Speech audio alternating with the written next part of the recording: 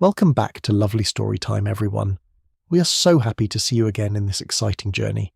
Today we will continue to explore part 25 to 30 of the story after breaking Apollo's heart. Grab your snacks, take a seat and explore this story together. Don't forget to like, subscribe and hit the notification bell to stay updated with our latest content. Let's get started. Chapter 25, You're Coming Back to Delphi with Me. A blinding flash sliced through the mists shrouding Mount Cylon, like an arrow locked on its target, landing deep in the rugged peaks, right at the entrance to a hidden cave palace. Apollo leapt from his two-wheeled chariot, striding to the sealed doors. He didn't know which god claimed this ridge's depths. The unnatural fog, unmoved by fierce winds, hinted at divine presence. He'd been unaware of a godly abode at the border of Arcadia and Achaea, but every dice cast along the way pointed here, unmistakable. The thief behind the heist was beyond these stone doors. Apollo's lips tightened, and he rapped on the metal. Bang, bang, bang! No answer. His brow creased deeper, irritation flaring. He knocked twice more, harder. After a moment's silence, he drew an impatient breath. Boom! A massive force slammed the heavy doors inward, scattering dust in a gust. Apollo stepped over the threshold, storming into the cave. The palace was modest, its layout simple, unlit save for translucent stalactites glowing like gems from the ceiling. Apollo paused at the entrance, expecting the owner to confront his intrusion, but the eerie calm carried a smug mockery. His anger surged, and he strode through the empty antechamber into a wider cavern. Here, at last, were signs of life. Apollo scanned the space, his gaze locking on a cradle in a niche. As his eyes fell on the finely woven swaddling, a sharp premonition hit him. 2 steps closer, he saw a cherubic black-haired infant, sleeping soundly, sucking its thumb, seemingly oblivious to his approach. Get up, you fake sleeping thief, Apollo snapped. The boy in the cradle slowly opened his eyes, blinking innocently with emerald irises. Who are you? That's your question to answer. The boy sat up lazily, the dark gold rimming his pupils flaring with his words. Pleased to meet you, Apollo, son of Leto. I'm Hermes, son of Maia, daughter of Atlas, and Zeus, the thunderer, my father. Apollo's stance didn't soften at the revelation. Coldly, he demanded, where is she? Hermes tilted his head. No idea what you mean. Then, with a drawn-out epiphany, Oh, you're looking for someone sorry? I was born yesterday, barely walked the earth. How could I know what's out there? Even if I wanted to help, I couldn't. Apollo's teeth gritted. Don't try to weasel out. My cattle were stolen, and the nymph under my protection was taken by force. No matter how clever your lies, you can't fool my divinations. I know it was you. At taken by force, Hermes' expression flickered oddly. He rolled his eyes, still deflecting. Son of Leto. Why pick on me? I've never seen your cattle or this she you're talking about. I swear by our father's name. Confess, Apollo said, his face blank, blue eyes blazing with fury. He effortlessly lifted the infant god with one hand, shaking him threateningly. I don't mind tossing you into Tartarus. You're too brutal. I said I know nothing.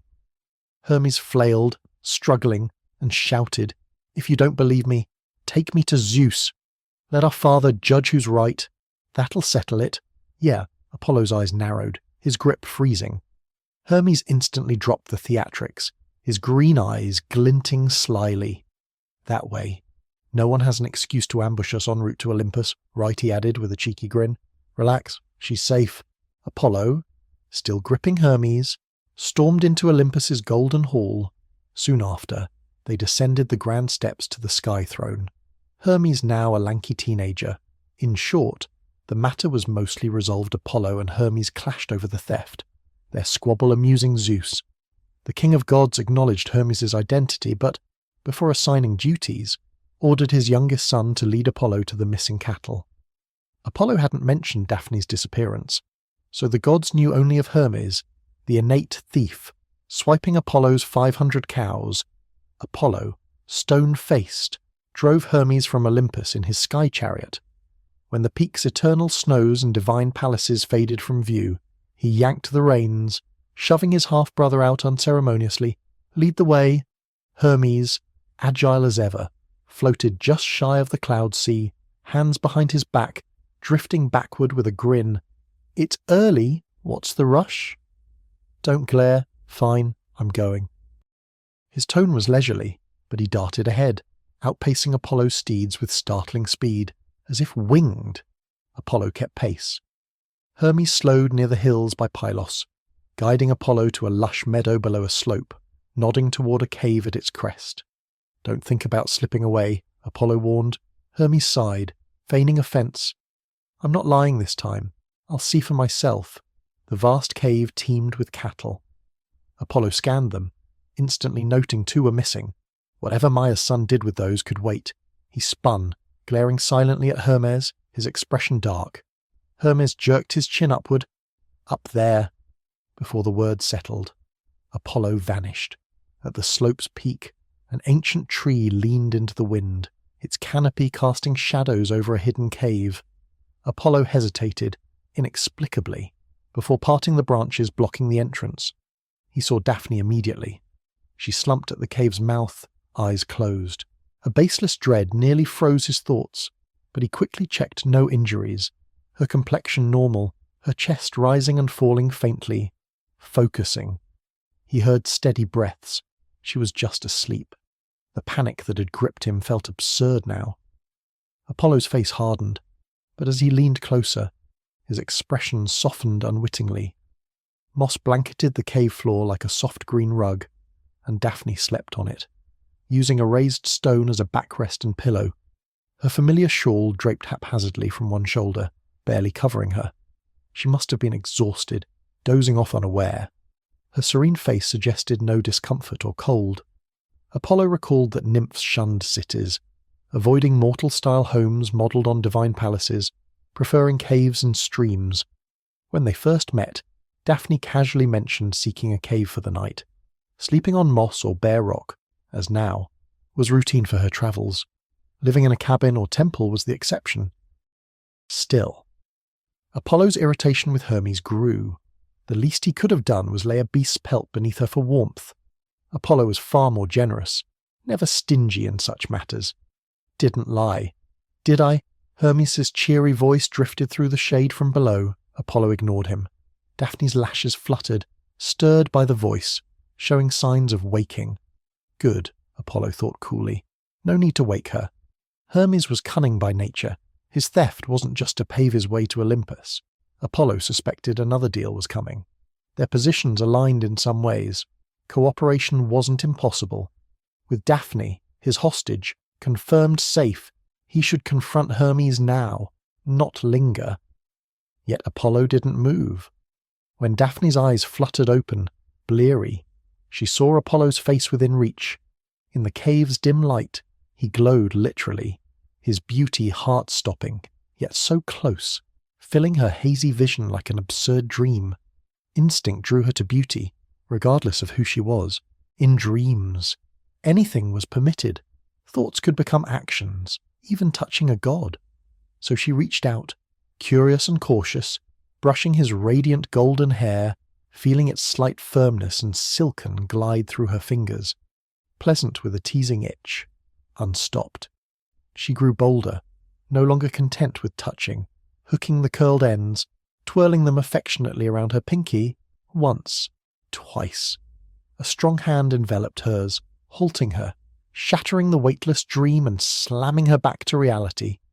The god's cool aura seeped into her palm, and Daphne jolted, blood rushing to her face. It's really you. I didn't know it was you. I thought I was dreaming. It was so beautiful. I couldn't help touching. She fumbled, unable to explain, avoiding his gaze, her excuses only digging deeper. Apollo stayed silent. Her voice faltered. I meant no offense. Please forgive my overstep. Her apologies drowned in an overwhelming, brewing silence. Backed against the cave's stone, facing an unpredictable god. The small space felt suffocating. Trapped. Her instincts screamed danger. She tried pulling her hand back, as if erasing her audacity. Apollo's grip tightened, and she froze, rigid. After an eternity of breaths, long enough for seasons to shift, he released her. Daphne seized the moment, ignoring her pounding heart, and stood, steadying herself against the wall, pretending nothing happened. I couldn't sleep last night and passed out here. Apollo seemed uninterested in dwelling on the moment, asking knowingly, "No injuries?" She shook her head firmly. He smiled, a fleeting, soft curve of his lips, gone so fast it felt imagined. As he turned to leave, Daphne didn't follow immediately, glancing at her hands, then clutching her chest. Seeing Hermes as a teenager, Daphne blinked, then accepted that a godchild could morph into a pretty youth in half a day. This world's deities defied human logic, born with mature minds, shape-shifting as power grew. She couldn't help picturing Apollo's newborn form on Delos. Nope, couldn't imagine it. Apollo shot her a peculiar glance before turning to Hermes. "No games, son of Maia. What do you want, sensing a divine deal?" Daphne, wary of overhearing what nymphs shouldn't, slipped to the hill's far side out of earshot. But the god's negotiation was unexpected soon. Enchanting lyre music drifted over, each note crisp as morning dew, weaving into captivating melodies. Someone sang alongside, Hermes's voice, faint but unclear. Daphne sat on the grass, knees hugged, her thoughts drifting with the music. If all disputes could be settled with song battles, it'd be great. Entertaining, too. Of course, Hermes and Apollo's deal wasn't that simple, but she didn't need to pry. Eros had warned her the less she knew about Olympian affairs, the better. Even with new choices, that hadn't changed. She just hoped Hermes kept his word, not spilling that she'd asked to be stolen. Despite Apollo's softened stance, he wouldn't tolerate such a brazen test. The cave's gentle smile burned in her mind, the heat of his grip on her wrist flaring again. That moment confirmed he wasn't indifferent. Her pleasing form and relentless effort had earned a sliver of special treatment. Without dying once, she wouldn't have known she was such a reckless gambler. This sliver was enough to keep her in Eros's game, betting higher to escape this world. She tried tallying her deceptions against Apollo but gave up. Not because she forgot, but because each lie, each scheming act, cut sharply against the golden arrow's pull, the pain searingly vivid. Pressing her forehead to her knees, she breathed deeply. Dwelling on this was pointless. She'd known the cost of showing her cards from the start. She should feel guilty for toying with emotions, but she had no room for hesitation. Weak thoughts were like yarn balls rolling downhill, hard to stop. Chasing them only tangled her in knots. Guilt could wait until it was all over. Daphne. Apollo stood before her, speaking after who knows how long. She looked up, smiling. "You and Hermes settled things, he didn't hide it. I granted him the shepherd's guardianship, taught him dice divination, acknowledging him." Daphne fell silent, stunned. That seemed generous Hermes, later known as a commerce god, made her wonder if Apollo got swindled. "What did you get in return?" Apollo raised an instrument, a lyre, its turtle-shell body covered in cowhide, horn-like arms extending upward, fixed by a rod with 7 strings stretching to the soundbox. He plucked a string with a pick, eliciting a clear, enchanting hum. Hermes must have played it earlier, but in Apollo's hands its tone seemed richer.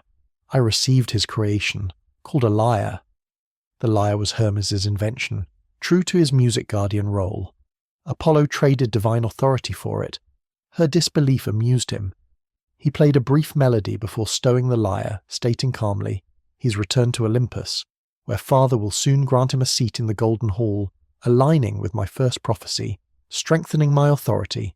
Also," a half-beat pause. Apollo blinked slowly, his pupils locking on her, his promise to never touch my home or possessions. Her heartbeat thundered, a shiver racing from her spine. "Meeting his gaze," she said. "I'm not fit to judge your choices, but I trust they're right." She pivoted casually. "Speaking of, Hermes called himself the King of Thieves, saying nothing's beyond his grasp.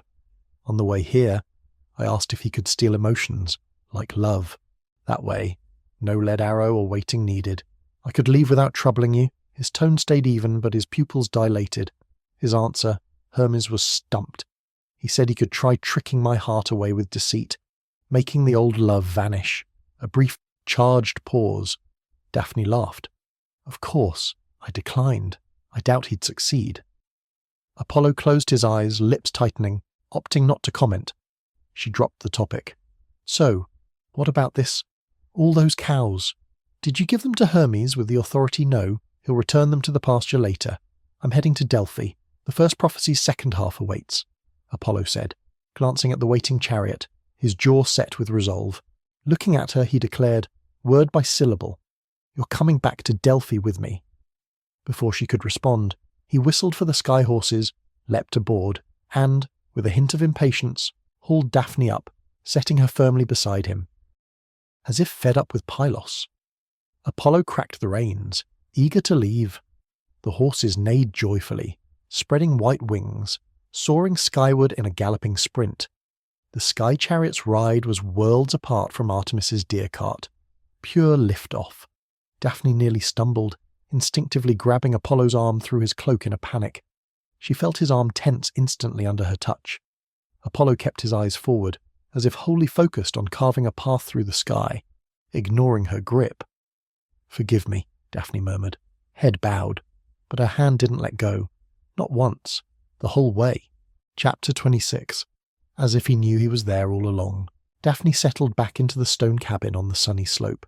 Apollo got her situated, claimed he had pressing matters, and vanished for days. The nymphs of Parnassus gossiped that Hermes, son of Maia, had been named the god's messenger by Zeus, tasked also with guarding merchants and trade across the dark earth. To celebrate the new Olympian, a 3-day feast raged on Olympus's snowy peaks. The horae danced hand in hand, the muses sang with honeyed voices, and the aroma of ambrosia and nectar hung thick as fog, wafting even to the mountain's base. The mountain nymphs spoke of the divine banquet with starry-eyed longing. Serving any god at an Olympian feast was a rare honour, and anything tied to the event became an instant obsession to mimic or chase. Like the lyre.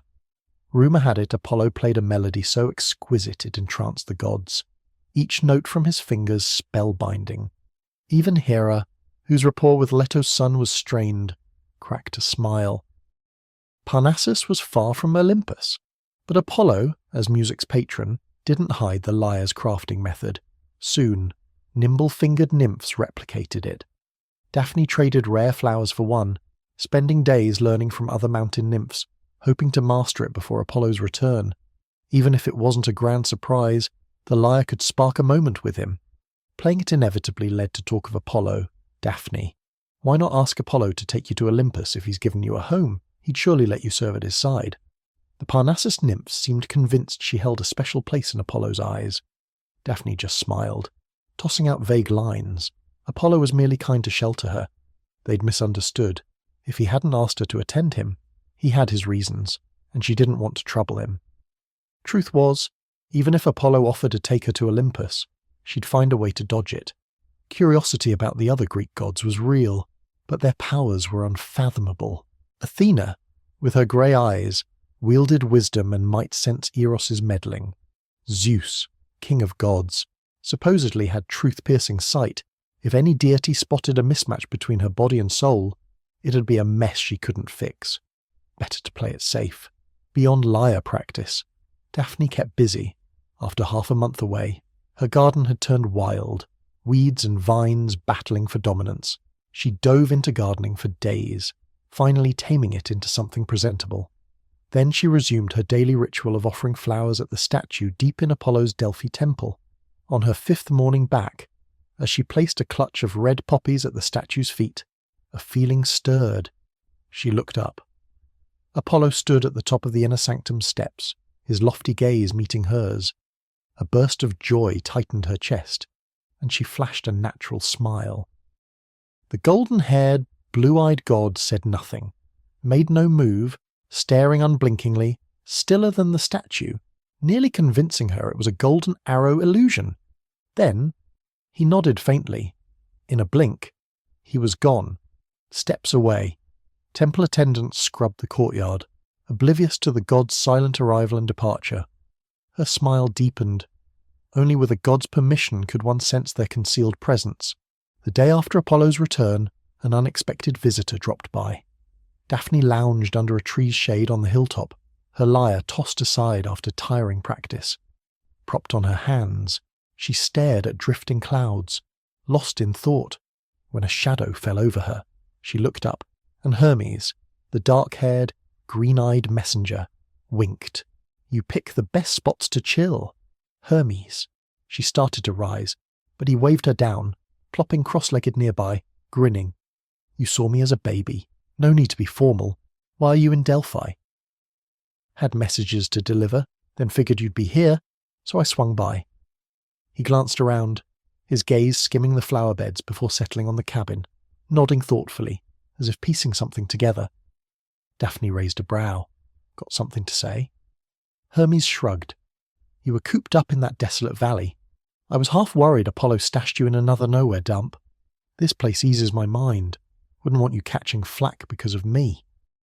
Propping his cheek on one hand, he gazed at the vibrant garden, casually adding, "If I'm right, you tend these flowers.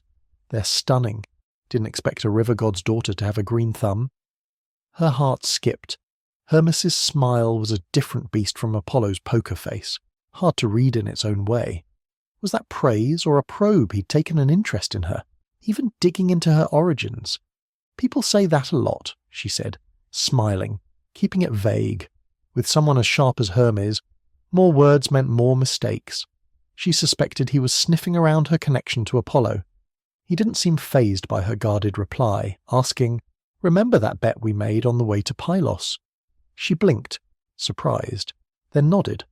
While guiding the stolen cattle, Hermes had bragged about why he nabbed Apollo's herd, exuding confidence and ambition to prove himself.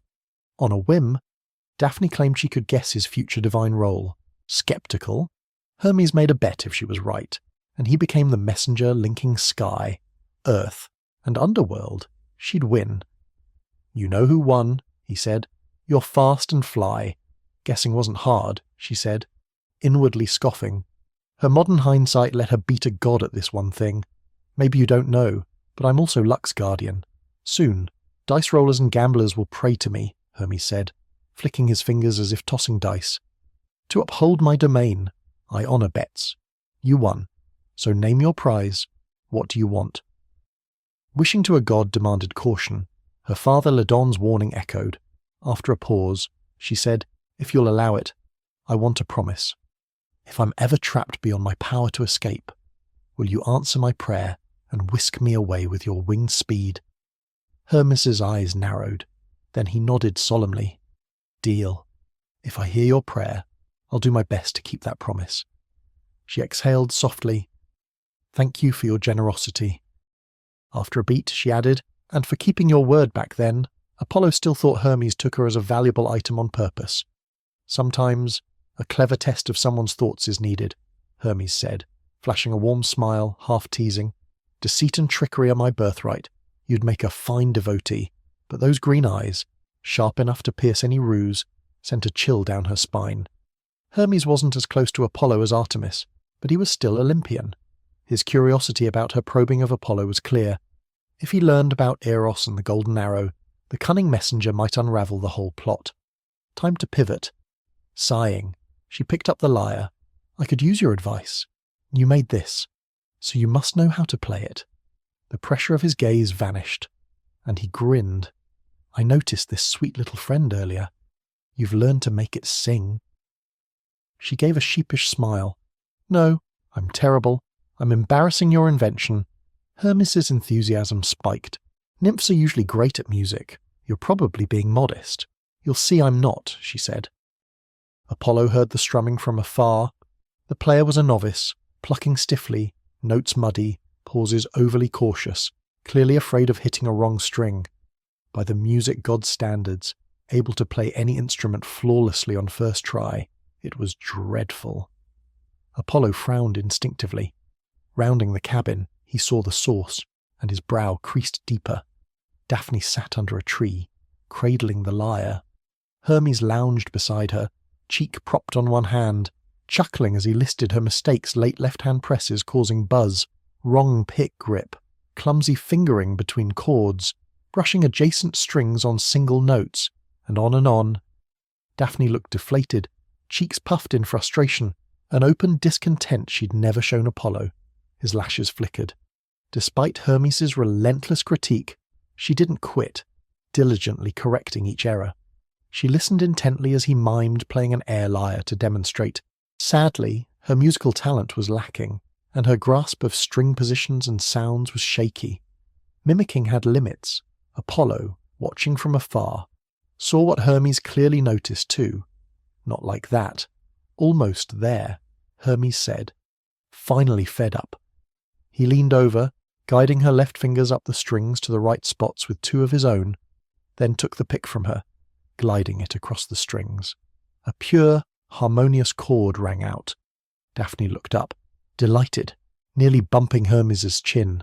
Their coaching had brought them startlingly close. Hermes's lips moved, murmuring something.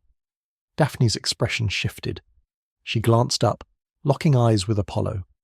Hermes, still propped on his hand, turned to Apollo, smiling as ever, not a hint of surprise, as if he'd known he was there all along. Chapter 27. As long as she could see his face, Apollo's expression betrayed no obvious shift, yet as he silently approached, Daphne's spine instinctively stiffened. He didn't look at her, turning instead to Hermes. "Your message is delivered. No reason to loiter in Delphi." Hermes spread his hands innocently. "No one's stopping me from visiting." He paused deliberately, a few beats, then grinned mischievously. "This isn't your palace, and I'm not here to steal. I'm keeping my promise." Apollo's brow furrowed, a flicker of irritation surfacing, the dark gold rimming his pupils and the halo behind him flaring vividly.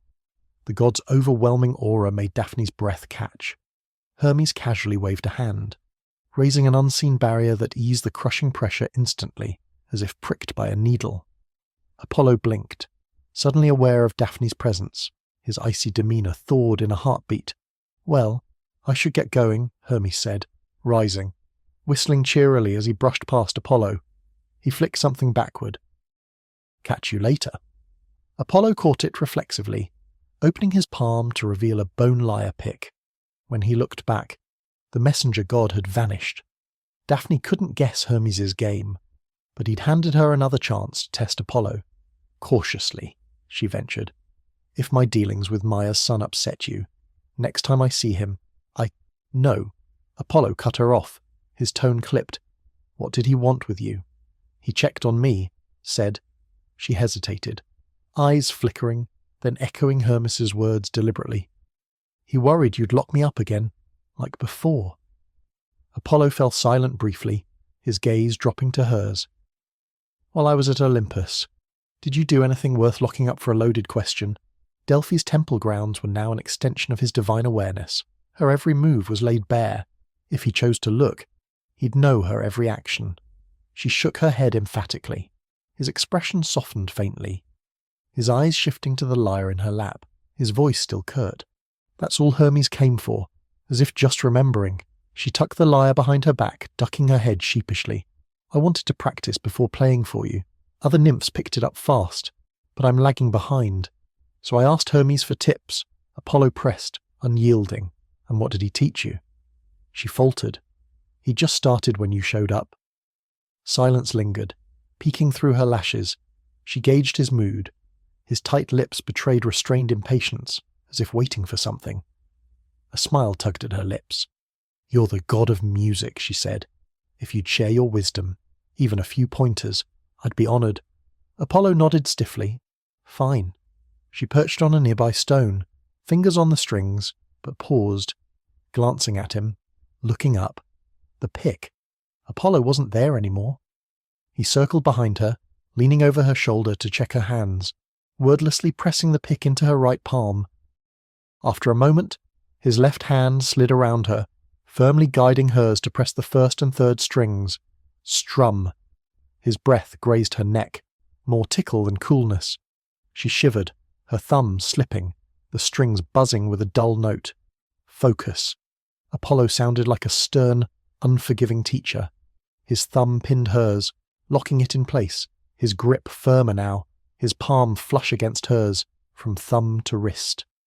Unlike mortal archers, the silver-bowed god's divine archery wasn't honed by practice.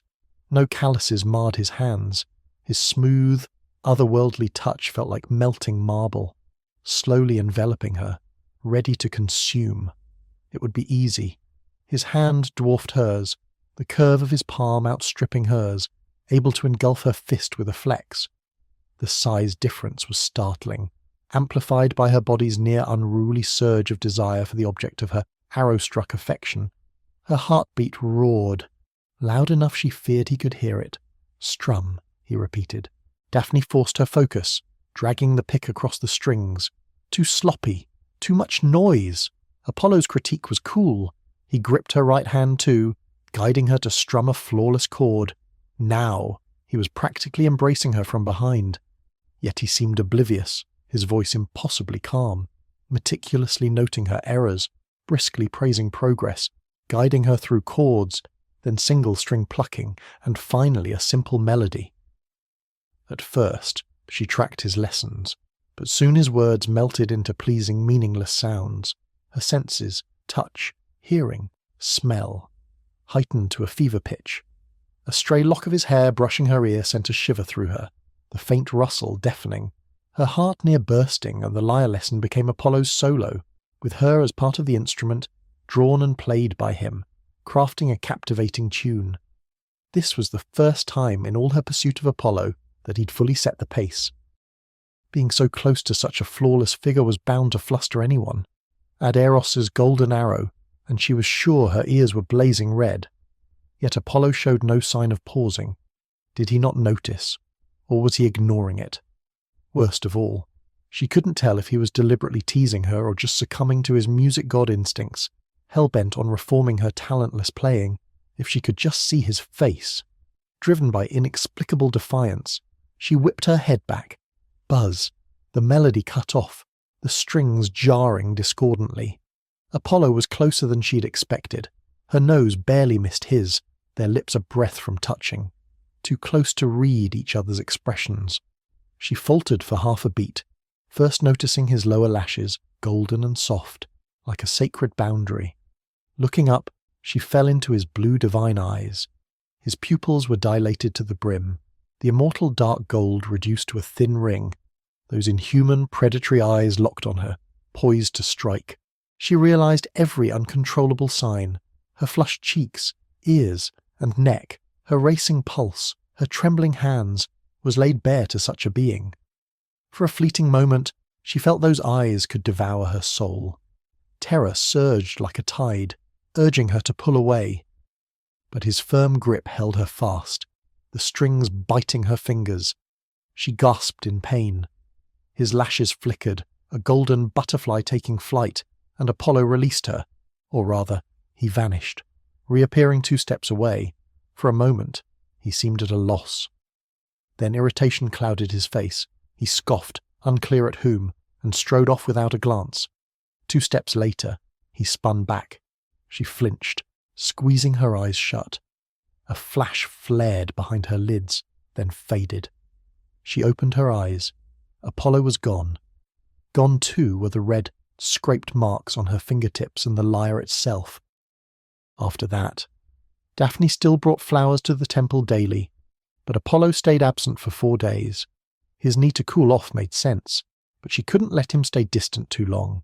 By the 5th day, with no sign of him, she swam laps in a stream, unable to quell her anxiety, and took action locking herself in the cabin. She dropped her mental defences, letting weak thoughts run wild. In short, she aimed to recreate the conditions for her sprouting episode.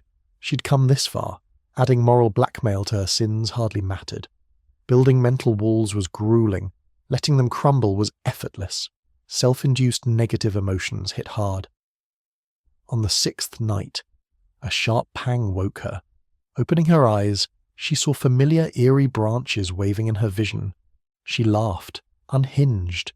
If this didn't force a meeting, she might truly be out of moves. She recalled Apollo's hand guiding hers on the lyre, a tearful pang blurring truth and pretense. No doubt he'd felt an undeniable pull toward her then.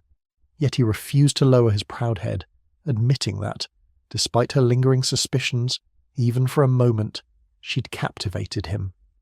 Rustling filled the air, her sprouting twigs rubbing and tangling, Her head spun, emotions unstoppable. Bitterly, she thought. Sure, she was selfish, her motives impure, but was a god's heart so precious it couldn't be spared? Every step she took toward him, he retreated 10. Why bother with eternity to burn? Didn't the Greek gods she knew revel in countless loves she didn't want eternal love to match his existence? Didn't need to be unique or break his heart forever? Just a fleeting grain of sand in his endless desert. Enough to win her shot at rebirth in her own world. Apollo, she whispered, unsure if the deeper pain was Daphne's fearful longing or Cassandra's audacious anger at a god, or maybe no clear divide existed. Apollo. Clutching the clay pendant at her chest, she bit down, silencing herself. If she grew too weary, she could give up. That thought calmed her, and she sank into a restless dream. It felt like a mere instant before a cool, spring-like touch cleared the haze and heat of her branches, gliding through her hair, lingering on her cheek. Daphne opened her eyes. Apollo stood by her bed, backlit by the window, his face shadowed, only his irises glinting blue in the dark. "You called my name," he said. She opened her mouth but said nothing. She'd won, yet felt no joy. Sleep. A long pause, his gaze steady. "I'll stay." The second sprouting was caught early, and by morning, the branches in her hair were nearly gone.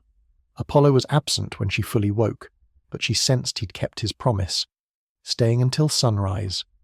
Though staying meant merely sharing the space, no hand-holding or gentle words. Of course. Daphne tried not to dwell on her unhinged thoughts.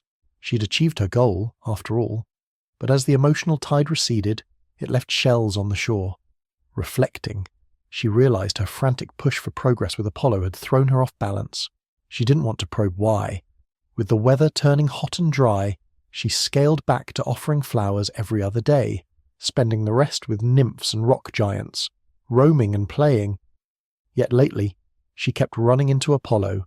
Yesterday, under streamside shade in the afternoon. The day before, on her morning flower offering path.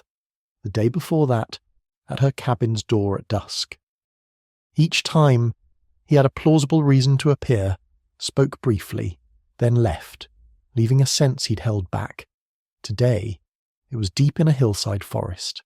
Summer's first fruits were ripening, and a rock giant led her to a tall fig tree, its branches heavy with deep purple fruit, pale purple roses climbing nearby rocks. The giants, her favourite companions, knew her tastes well. The mountain god's servants knew every inch of the land, where rare flowers bloomed, which ancient trees bore fruit, where waterfalls and caves hid, guiding her to delights tucked in the rolling hills. Though mute, their gestures and pauses revealed their thoughts over time, letting her distinguish each giant and guess their intentions. Time with them was her lightest moments in Delphi, for Daphne, who wove them flower crowns and tended their moss. The giants were endlessly kind.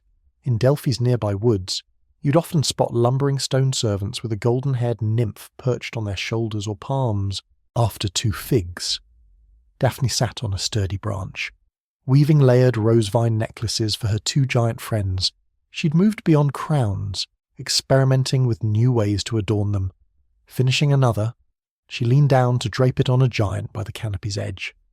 The giant turned suddenly, looking back. Apollo appeared, silver bow in hand. 2 hounds bounded after, each carrying a freshly killed hare, like his sister Artemis. Apollo loved hunting, and the silver-bowed god seemed to be passing through. "What are you doing here?" he asked, glancing at a fallen ripe fig, then lingering on the giant's necklace. The answer obvious. Daphne touched a dark purple fruit hanging above. "This old tree's figs are sweet and delicious. Want to try one? No.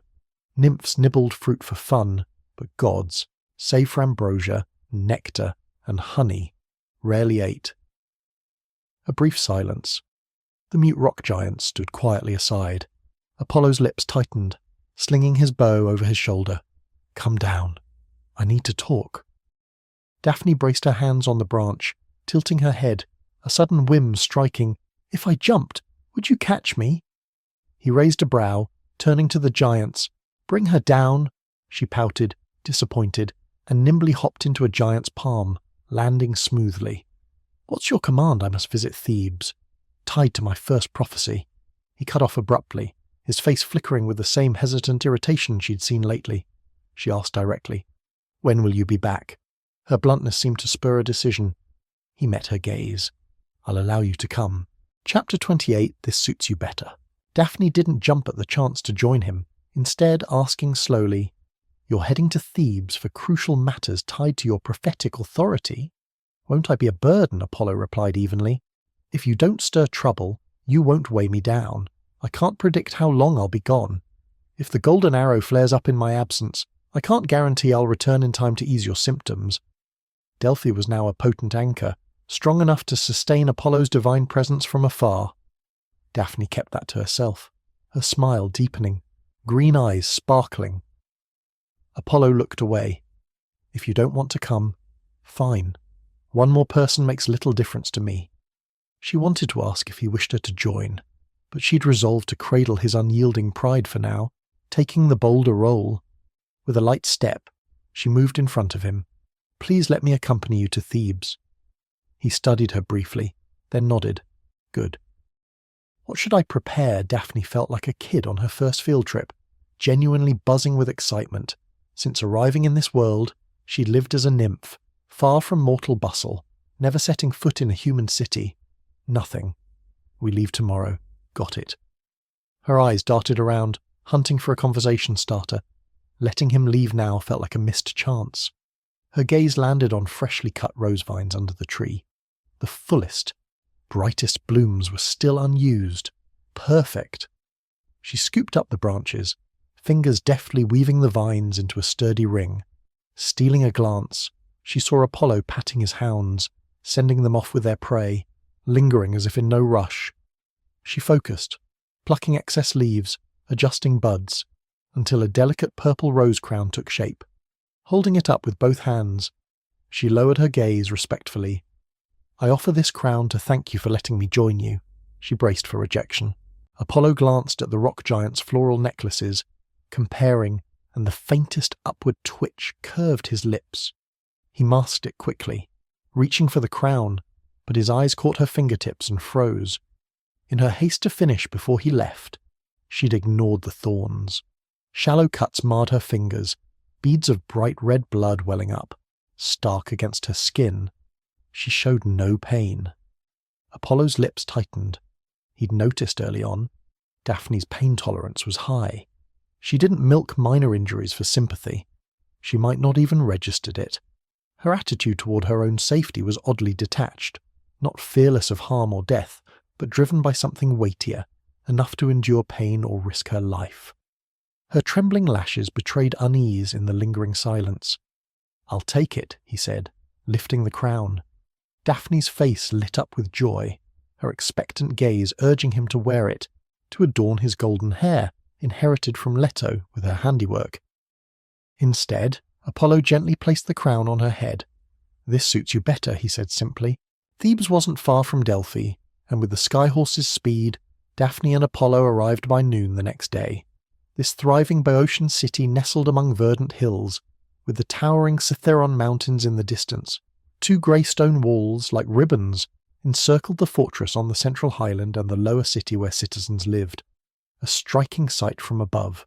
Daphne expected Apollo to flaunt his Zeus-born status, soaring into Thebes on his chariot, his divine radiance dazzling mortals into awe.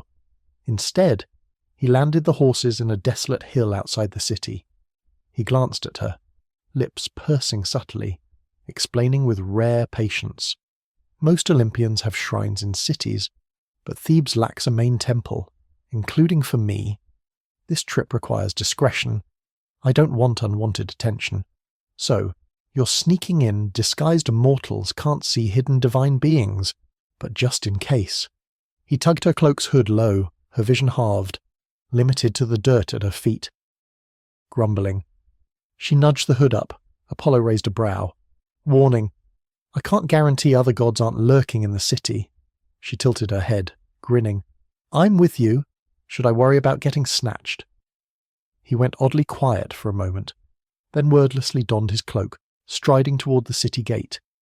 Daphne hurried after him, and he slowed his pace slightly, glancing her way.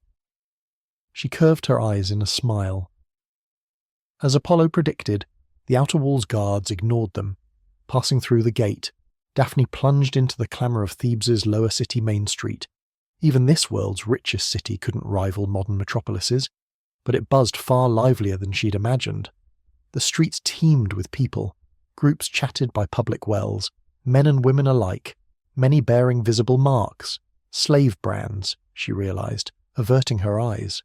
Ironically, entering a human city made her see the chasm between immortal gods and mortals mirrored in this society's rigid hierarchy.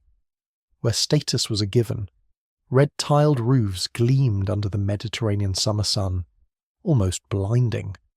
Daphne shaded her eyes, focusing on lighter sights. Vendors under awnings hawked olive oil, cloth, wine, and seasonal vegetables, beans, and grains from nearby villages.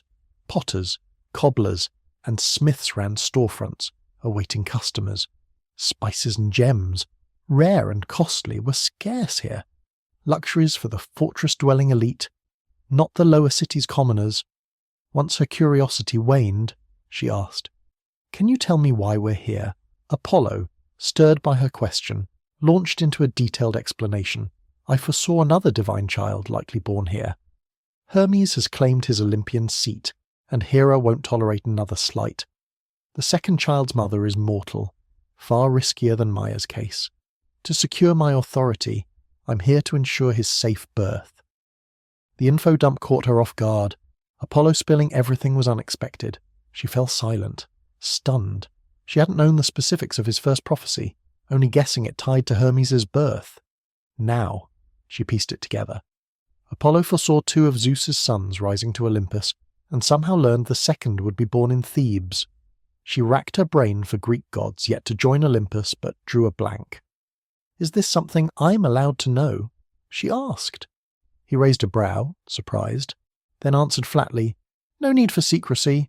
Prophecies gain power when widely known." That clashed with Artemis's stance, but she set it aside. Apollo's mission was weightier than she'd thought. Eros only tasked her with breaking his heart.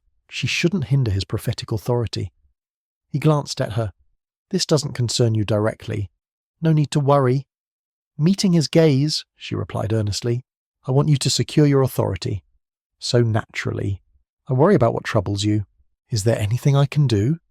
A rare hint of amusement softened his face, as if her naive overreach was endearing. He shut down the topic gently. "First, I'll assess the city's movements. But before that, to the residence I prepared."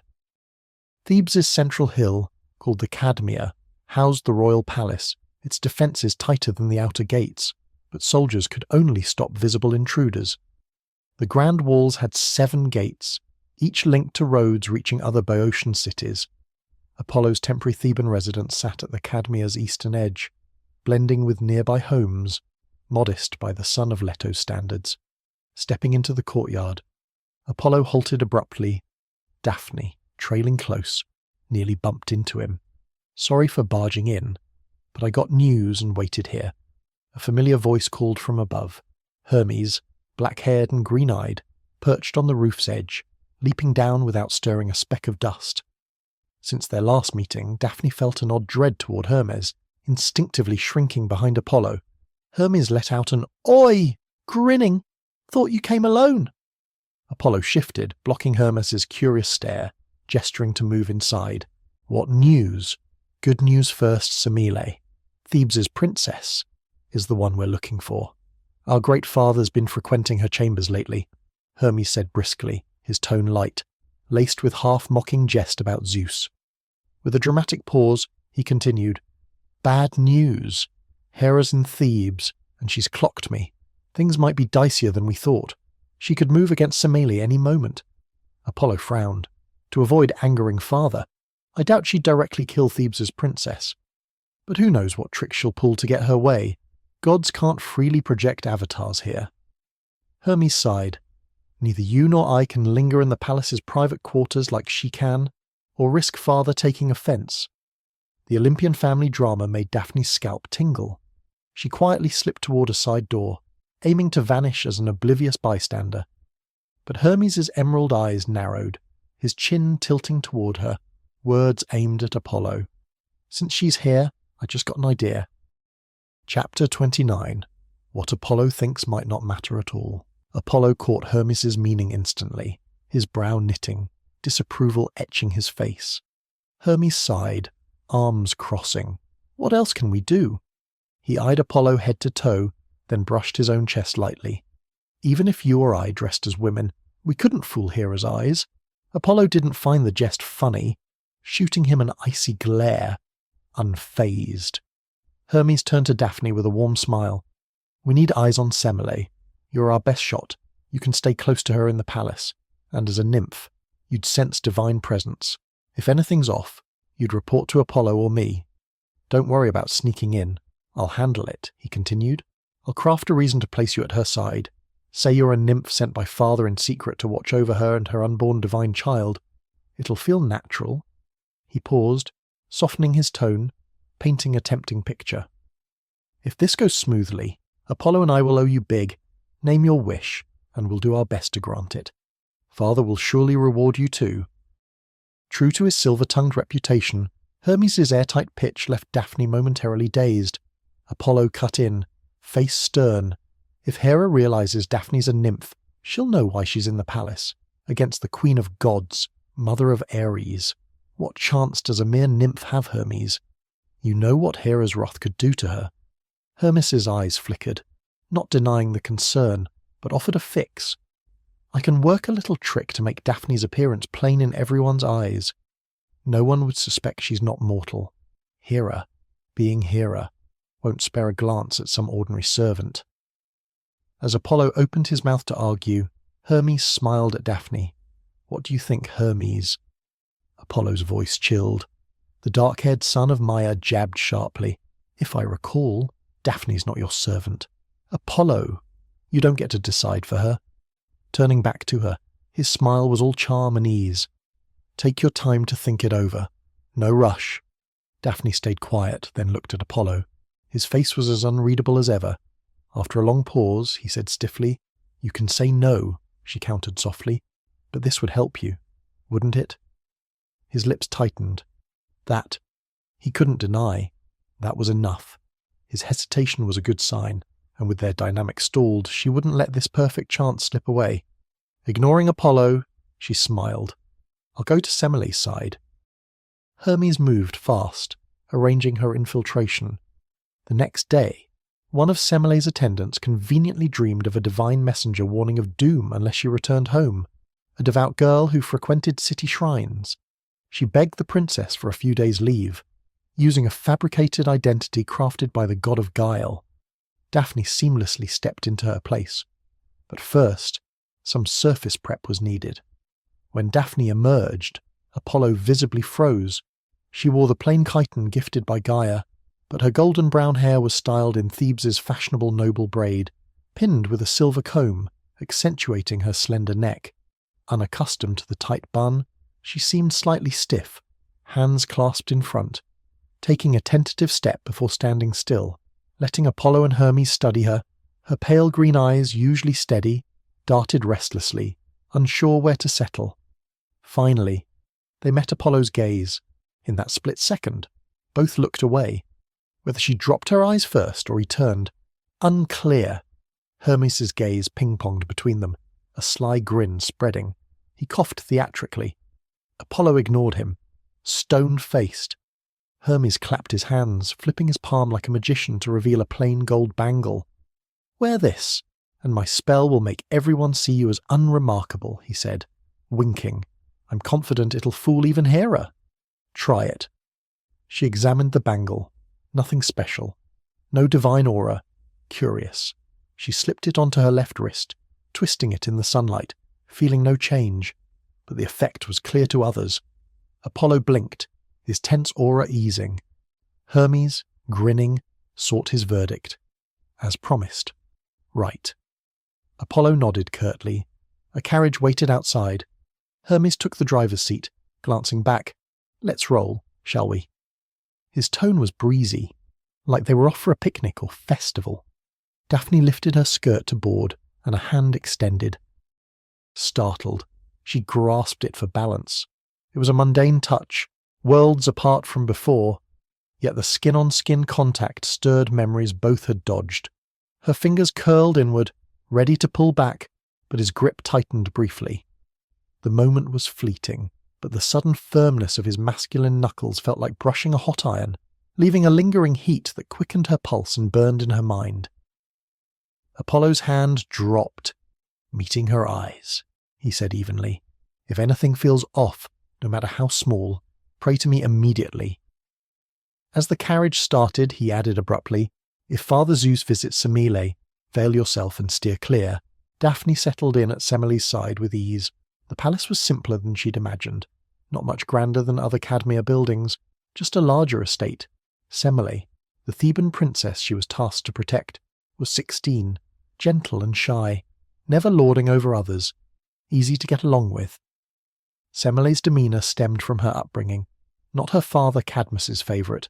Her mother, Harmonia, goddess of harmony, kept a cordial but distant bond with her half-divine children, rarely appearing after they matured. Her father and brothers, busy with military and civic duties, barely spoke to her, exchanging veiled pleasantries at royal banquets. Semele grew up quietly in the palace, her status only rising with divine favour, even pregnant with a god's child. Her social circle remained small, just one of her 3 sisters and a handful of attendants. In this world, ideal noblewomen were chaste and reserved, rarely leaving their quarters. Semele took it further, seldom venturing beyond her palace wing except for garden strolls, often staring at the sky framed by the eaves. Such isolation likely let Zeus slip into her chambers to woo her. Daphne soon saw Semele wasn't purely innocent. She had her shadows. Beneath her soft humility lay a quiet pride. Semele knew Daphne was an Olympian-sent nymph.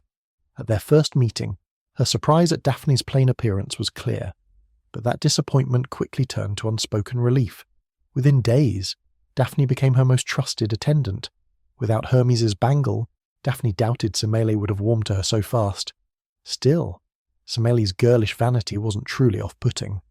Love-struck people often fancied themselves the sole stars of their story, instinctively shunning anyone who might outshine them, hoping their uniqueness would last. Semele loved late-night chats, pulling Daphne onto her bed after dousing the candles to whisper about love, when speaking of her supreme, mighty, yet tender lover.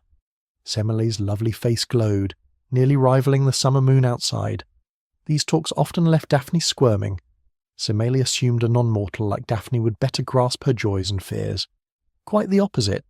Seeing the delicate girl's frame with its pronounced curves stirred an odd unease in Daphne, and Semele shared too much. Daphne didn't care for her grand visions of her child's future, or the starry night when Apollo's great father first kissed her. Her modern instincts screamed to call the authorities, but sometimes she did relate to Semele. "Daphne, you're a great listener, but I want to hear about you. Do you have a lover?" Daphne hesitated, unsure whether to nod or shake her head. "I have someone I admire, but he's not my lover." Semele gasped sympathetically. Daphne smiled faintly. Maybe because Thebes's palace had stayed calm, and she hadn't seen Apollo in days, the golden arrow's strain was peaking, letting words slip unbidden. "I'm not sure what I am to him. Even when I feel he cares, just a little, I'm reminded we're utterly different beings." Semele was quiet for a long time before asking. Even a nymph feels this way about a god Daphne, unsure if she spoke for all nymphs, said, "I do."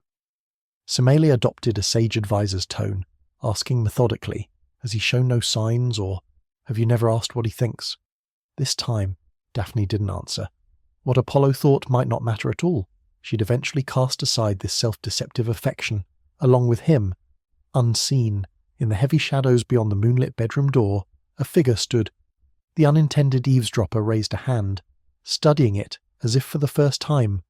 A faint glow cloaked his slender fingertips, the god's halo flickering, briefly illuminating the deep blue of his eyes before fading. Chapter 30. A wish spoken too soon loses its power. Daphne woke refreshed, as if cradled by a warm, soothing dream. Her body showed no signs of change. and the unease and exhaustion from her late-night talk with Semele had vanished. She'd felt this restful sleep once before after her rescue from the shattered mirror pool. Dozing in Apollo's arms on the way back, lowering her eyes, she smiled faintly. "You look like you had a good dream too," Semele, holding an ivory comb, caught Daphne's gaze in a handheld bronze mirror, blinking with a teasing smile. Daphne knew the princess was itching to share her own dream, so she kept it brief. "I don't remember mine, but I slept well." "What did you dream?" Sweeping her glossy raven hair, Semele leaned in, voice low, her face brimming with barely contained joy. "I dreamed of him. He said he'd visit me today, eager to impress her lover." Semele fussed over her appearance, braiding and rebraiding her hair, rejecting style after style as her maids scrambled. Only when Daphne stepped in did the princess finally nod, satisfied. Daphne fretted about dodging Zeus naturally, and found Hera's inaction oddly unsettling, leaving her distracted all day. As dusk draped the palace in twilight's silken veil, the bedroom fell eerily quiet. Daphne snapped to attention, realizing the other attendants had slipped away unnoticed. Footsteps echoed from the corridor outside. Semele shot her a playful, scolding wink. "Hey, aren't you going to greet him?" "No, I'd rather not intrude." Daphne yanked her veil forward to cover her face, hurrying into the storage room and shutting the door tightly. A moment later, she heard Semele's delighted gasp and a man's hearty laugh. The Thunderer's voice was surprisingly youthful. The door between the bedroom and storage room was sturdy but not soundproof. Daphne, mortified, burrowed deeper into a pile of linen, dreading overhearing something she shouldn't. Thankfully, Zeus seemed only to check on the mother of his future child, chatting and laughing with Semele before leaving. Without context, their talk sounded like an older lover and his young beloved, eagerly planning their child's arrival. Soon after the room quieted, Semele opened the door, pouting in mock annoyance. "Why'd you hide? I told him I made a trustworthy new friend, and he was happy for me." To Daphne's surprise, Semele wasn't upset about being overheard. If anything, she seemed proud, as if proving her lover's devotion to a skeptic. Despite Daphne's silence, Semele had sensed her doubts about her bond with Zeus, unsure how to respond. Daphne pivoted. "You look thrilled. Something good happened." "Huh." Semele's eyes sparkled brighter with joy. "You guessed it. He promised next time he visits, he'll grant me a wish. Anything I want. A promise from the King of Gods was a priceless gift." "What'll you ask for?" Semele fell silent, the excited flush draining from her face. Anxiety and confusion clouded her expression. "Semele." The young princess clutched her belly, her voice hollow. "Yes. What should I wish for? For me and this child." The next day, Semele received an unexpected visitor. "Beryl, you're here?" Semele rushed forward, affectionately grabbing the old woman's hand, giving it a childish shake. Realizing her immaturity, she blushed, smiling shyly. The woman didn't respond, her gaze dropping to Semele's rounded abdomen, lingering silently before breaking into a smile, deep wrinkles creasing her eyes. "Blink, and you're about to be a mother. Guess I'm officially an old hag now." Semele, red-faced, covered her mouth, guiding her to a guest couch. Daphne quietly asked another servant, "Who's she?" The princess's wet nurse. After serving honeyed wine and dried fruit, their reunion chatter wound down. "Beryl, are your daughters married? If there's anything I can do, don't hesitate to ask," Semele said, clearly assuming her nurse had come seeking help from her former charge. "No big deal." "I heard Thebes' Princess Semele won the God King's favour and wanted to see if it was true," the old woman said, squinting with a smile. "And to check on you, of course. I'm doing fine. Nothing for you to worry about," Semele said, fidgeting with her dress's ties.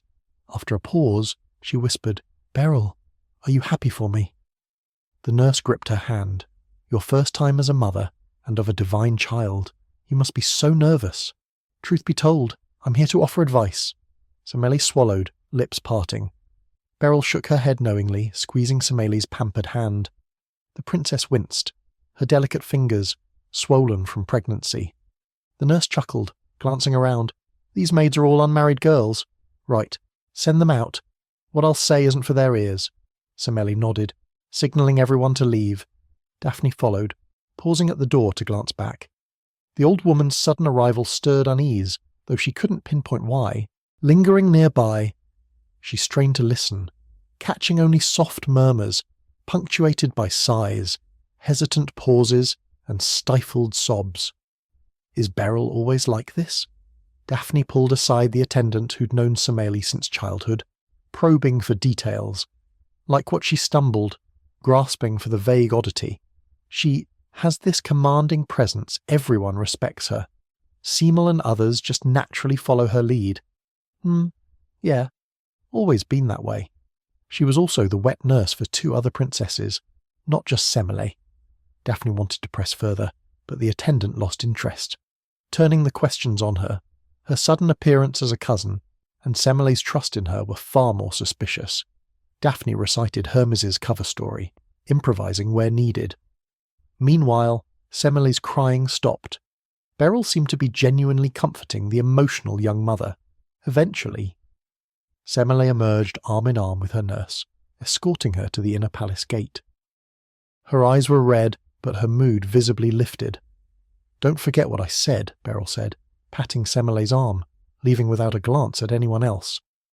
Watching her go, Daphne asked softly, "What did she say? I promised Beryl I'd keep it secret." Daphne frowned, but Semele chirped, "I've decided what to wish for," before Daphne could press. The princess grinned, shushing her. "I can't tell you. Wishes spoken too soon lose their power." While Semele bathed, Daphne slipped to a secluded corner to pray to Apollo, not daring to linger. She briefly reported Zeus's promise and the nurse's visit. Waiting a moment, she saw no sign of Hermes materializing. To the Olympians, this wasn't alarming enough. Even if Beryl was Hera's spy, or Hera herself, she hadn't harmed Semele yet, and would the Queen of God or as consort of Zeus really pose as a kindly old nurse, addressing a mortal carrying her husband's child as your highness? Probably not. Reassured, Daphne doubled her vigilance over Semele's food and clothing. Poisoning meals or tampering with garments was a classic move. The day passed without incident. 2 evenings later, Zeus returned. This time, Daphne hid in the storage room without telling Semele, leaving the door ajar, crouching among winter furs. Suspecting Beryl's advice tied to Zeus, she was desperate to know what Semele would request. "Semele, my love, you've decided on your gift," Zeus said, chuckling warmly. "You promised to grant my wish, no matter what." "Of course, I swore by Styx that I'd fulfill your desire, whatever it may be." Semele took a deep breath, reciting as if from a script. "Zeus, my king, my mighty love, my sisters congratulate me for your favour, but they still doubt my child is the heir of Olympus's lord. You're so passionate. How can I trust you won't soon forget me and this child? So, I beg you, show me your true divine glory, embrace me as you do white-armed Hera.